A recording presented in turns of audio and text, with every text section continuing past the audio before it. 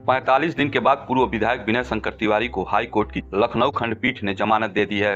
1 से 2 दिन की प्रक्रिया के बाद उन्हें जेल से रिहा कर दिया जाएगा। माना जा रहा है कि उनकी रिहाई के बाद गोरखपुर के साथ साथ प्रदेश में भी राजनीतिक सरगर्मी बढ़ेगी। विनय के गोरखपुर आगमन पर जोरदार स्वागत की तैयारी है। इस स्वागत के जरिए तिवारी हाथा अपनी ताकत दिखाने को भी तैयार है। 1.5 महीने इस परिवार के लिए काफी कठिन बीते। आमतौर पर फ्रंट पर न आने वाली पंडित हरिशंकर तिवारी की तीसरी पीढ़ी इस कठिन समय में भी मोर्चा संभाले नजर आई। पूर्व विधायक विनय शंकर तिवारी उर्फ कुशल तिवारी के पुत्र ईशान शंकर तिवारी आवास पर मौजूद रहे, हर सवाल का जवाब देने को तैयार रहे। उनके पिता चाचा की रिहाई की कोशिशों में कानूनी लड़ाई में व्यस्त थे।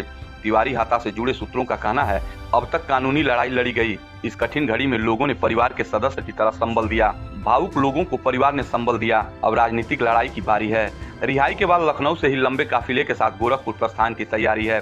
तिवारी हाथा एक बार फिर अपनी राजनीतिक ताकत का एहसास कराने को तैयार है। लखनऊ से गोरखपुर के बीच जगह जगह स्वागत की योजना है। लखनऊ में भी अलग अलग कार्यक्रम हो सकते हैं।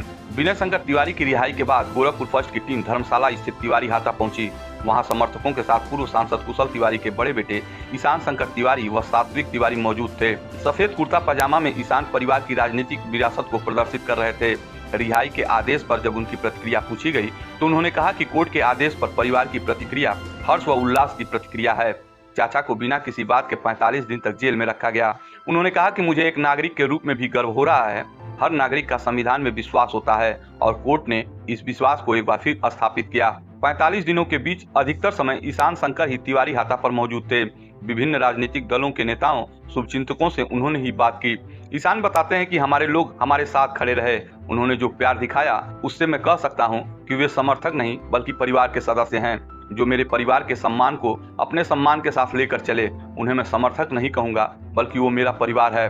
मैं तो एकेडमिक लाइफ जी रहा था, अमेरिका में शोध कर रहा था। यहाँ आकर देखा तो लगा कि बाबा ने कितने लोगों की जिंदगी को छुआ था। बातचीत में ईशान ने कहा कि वो राजनीतिज्ञ नहीं हैं, उनके पिता व चाचा राजनीतिज्ञ हैं। रिहाई के बाद आगे की योजना पर बात करते हुए उन्होंने कहा, जैसे अब तक धैर्यपूर्ण तरीके से इस कठिन परिस्थिति का सामना किया गया है, आगे भी इसी धैर्य व गरिमा के साथ राजनीतिक सामना भी करेंगे।